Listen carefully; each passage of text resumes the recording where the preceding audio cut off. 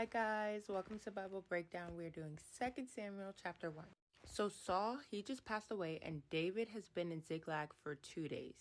Then this man, it says that he had torn clothes and he had dust all over him, and he was from Saul's camp.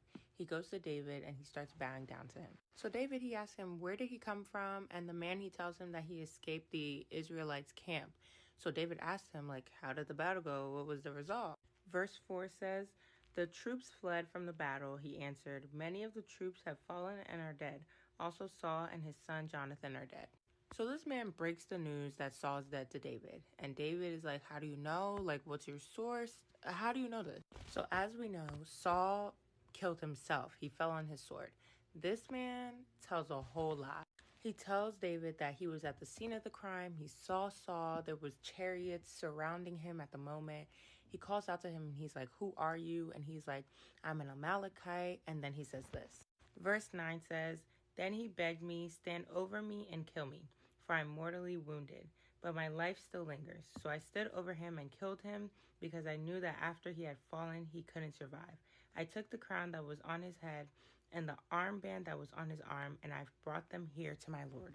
So this man is telling David this because he's trying to get praise from David. I feel like he's trying to, twist the truth so that David could be like, yay, thank you so much. And he says that he brought him his crown and his armband.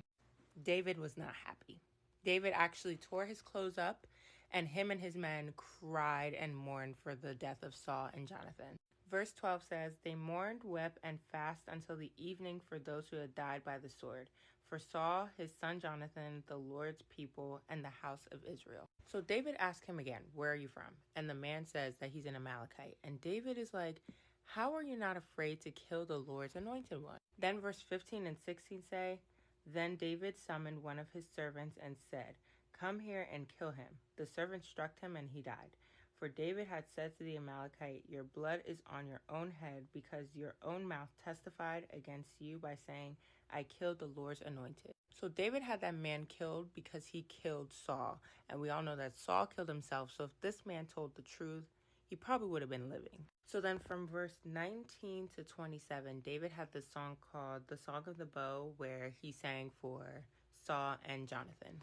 It also mentions how he had the Judahites learn the song so they could sing it too. So just to break down the song instead of reading the whole thing, verse 19 expresses the mourning David is going through for their deaths and gives them their respect. Part of verse 22 shows how Saul was always in battle, because it says, Saul's sword never returned unstained, for the blood of the slain from the flesh of the mighty.